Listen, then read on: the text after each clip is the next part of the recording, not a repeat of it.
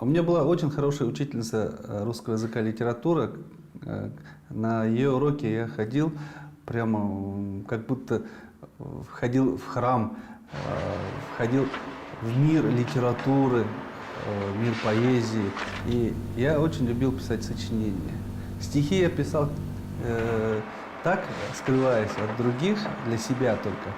А вот сочинения мои читали вслух, и я как-то проникся этим, я получал удовольствие от этого.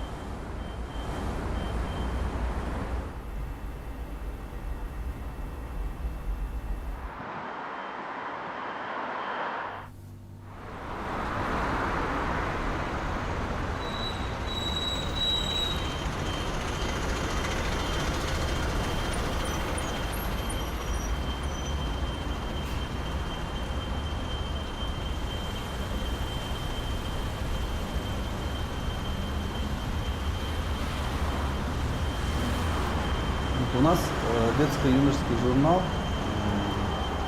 Чем он хорош? Тем, что я, отец-одиночка, воспитываю один сына.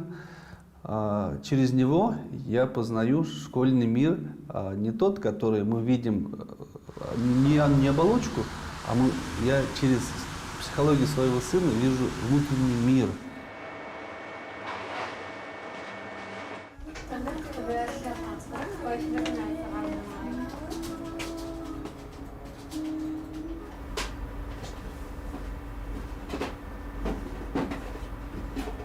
Одну статью только закончу, ладно, подожди вот чуть-чуть.